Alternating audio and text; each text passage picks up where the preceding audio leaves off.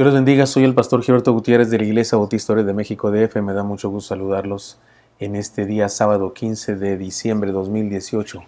La esperanza de cada día. Los primeros invitados a la fiesta de la Navidad, así le hemos llamado a esta serie de devocionales. Sigamos estudiando las enseñanzas que nos imparte la palabra por medio del testimonio de las personas que estuvieron presentes en la Navidad. Me refiero al nacimiento de nuestro Señor. Hoy nos corresponde otra vez analizar el testimonio de José. Lo iniciamos ayer, recuerden ustedes, pero hay más enseñanzas que decir. José y el desafío a engendrar vida. Se basa en Mateo capítulo 1, versículos 18 al 25 y Lucas 2, del 1 al 7. Leamos otra vez esta narración de Mateo y Lucas al respecto. Tratemos de acercarnos a la primera Navidad tal como la vivió José. El nacimiento de Jesucristo fue así. Estando desposada María, su madre, con José, antes que se juntasen, se halló que había concebido del Espíritu Santo. José, su marido, como era justo y no quería infamarla, quiso dejarla secretamente.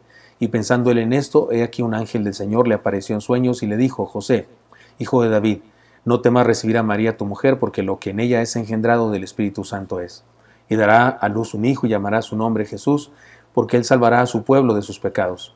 Todo esto aconteció para que se cumpliese lo dicho por el profeta, por el Señor, por medio del profeta, cuando dijo: He aquí una virgen concebirá y dará a luz un hijo y llamará su nombre Emmanuel, que traducido es Dios con nosotros. Y despertando José del sueño, hizo como el ángel del Señor le había mandado y recibió a su mujer, pero no la conoció hasta que dio a luz a su hijo primogénito y le puso por nombre Jesús. Ahora leamos el pasaje de Lucas. Aconteció en aquellos días que se promulgó un edicto de parte de Augusto César, que todo el mundo fuese empadronado. Este primer censo se hizo siendo Cirenio gobernador de Siria, e iban todos para ser empadronados, cada uno a su ciudad, y José subió de Galilea, de la ciudad de Nazaret a Judea, a la ciudad de David, que se llama Belén, por cuanto era de la casa y familia de David. José era un judío respetuoso de las leyes del momento. Su linaje davídico le situó en un lugar especial para el cumplimiento del plan de Dios. Dice el versículo 5, para ser empadronado con María su mujer, desposada con él, la cual estaba encinta. Sus circunstancias eran especiales. Su mujer embarazada, y todo ello en medio de un viaje en donde mucha gente estaba moviéndose y por lo tanto no había lugares suficientes en los mesones, en las especies de hoteles de aquella época. Y aconteció, dice el versículo 6, y aconteció que, estando ellos ahí, se cumplieron los días de su alumbramiento. Déjeme decir que vivió una extraordinaria crisis de vida. De pronto era papá y estaba lejos de su casa. Y finalmente el versículo 7 dice, y dio a luz a su hijo primogénito y lo envolvió en pañales y lo acostó en un pesebre porque no había lugar para ellos en el mesón. En medio de una crisis, las circunstancias adversas se agigantaban. Encontremos una enseñanza más en la vida de José, en la manera como él vivió aquella primera Navidad. Recordemos que estamos aprendiendo las cosas que nunca debemos hacer. Ahora diremos, nunca renunciemos a una gran bendición por ignorancia. José ignoraba lo que estaba pasando, y por poco y se pierde la bendición. Se puede ser bueno y hacer el mal por ignorancia. Ser muy sincero en lo que hacemos no necesariamente nos hace buenos o acertados. Se puede estar sinceramente mal, sinceramente equivocado. José por un poquito y se pierde la bendición de Dios por ignorar lo que estaba pasando. Pero gracias al amor de Dios fue advertido a tiempo. En el mundo hay muchas personas que no quieren recibir la enseñanza de la palabra de Dios porque tienen miedo a darse cuenta que han estado equivocados. Y lo que es peor, que han estado equivocados por muchos años y prefieren permanecer en la ignorancia. Ilusamente creen que si lo ignoran no hay problema, pero sí hay problema. Si José hubiera pensado así, hubiera permanecido en la ignorancia y se hubiera perdido la oportunidad de participar en el proyecto de Dios como finalmente lo hizo. Hay gente que incluso no quiere salir de su ignorancia con tal pasión que tienen miedo a la Biblia. Hay gente que le da miedo leer la Biblia cuando le exhortamos, cuando le predicamos el Evangelio. No me hablen de eso, no me digan nada, por favor. Tienen miedo, tienen temor, porque creen que ignorando están bien. No es así. No tengamos miedo a ser descubiertos en nuestra ignorancia.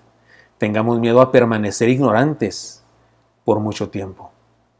tengamos miedo a creer cosas que son equivocadas.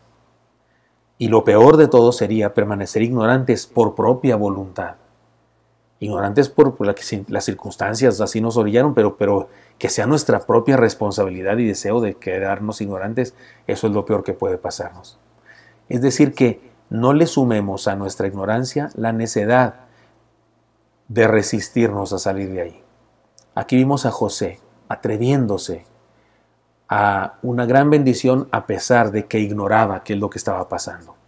Recuerden, estaba desposado, más que comprometido con una muchacha de su pueblo y resulta que ella está embarazada y él evidentemente sabe que no es de él el embarazo y le dice que es un asunto espiritual, Espíritu Santo, y él, ¿cómo cree eso? ¿Cómo un mortal se cree eso?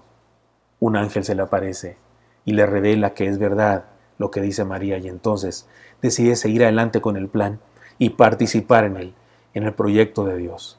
Atrevámonos a ser parte de la historia y del plan de Dios. José era parte de las profecías y no lo sabía. Muchas veces Dios planea hacer cosas por medio de nosotros y nosotros por ignorancia frustramos el plan de Dios. De alguna manera, tal vez con otra persona, Dios consigue hacer lo que se ha dispuesto, porque no somos indispensables. Somos útiles, pero no indispensables. Pero nosotros, por nuestra insensatez, nos quedamos fuera del plan de Dios. En el mundo se desarrolla una historia gloriosa y algunos hombres y mujeres, incluso cristianos, prefieren permanecer al margen por ignorancia. Esto me recuerda a Esaú, que vendió su primogenitura por un plato de lentejas. Para los que no son muy asiduos a la lectura de la Biblia y no conocen esta historia, les cuento que Esaú era el hijo primogénito de Isaac y le correspondía recibir la herencia del patriarcado, con todo lo que esto significaba. Tener la misión de ser líder del pueblo de Dios, continuar con el desarrollo del pueblo de Dios, además de recibir la mayor parte de la herencia materialmente hablando. Sin embargo, en un día de regreso del campo tenía mucha hambre y su hermano Jacob estaba cocinando un guiso rojo, dice la Escritura. Le pidió de comer Esaú a su hermano Jacob y su hermano, un tramposo aprovechado, le ofreció un plato de lentejas a cambio de su primogenitura. Aprovecharse de su hermano, como lo hizo Jacob, fue muy grave. Pero lo que hizo Esaú fue peor. Leamos el incidente y notemos lo que hizo. Y guisó Jacob un potaje, y volviendo Esaú del campo cansado, dijo a Jacob: te ruego que me des a comer de ese guiso rojo, pues estoy muy cansado. Por tanto fue llamado su nombre Edom. Y Jacob respondió: véndeme en este día tu primogenitura. Entonces dijo Esaú: he aquí que yo me voy a morir. ¿Para qué pues me servirá la primogenitura? Y dijo Jacob: júramelo en este día. Y él le juró, y vendió a Jacob su primogenitura.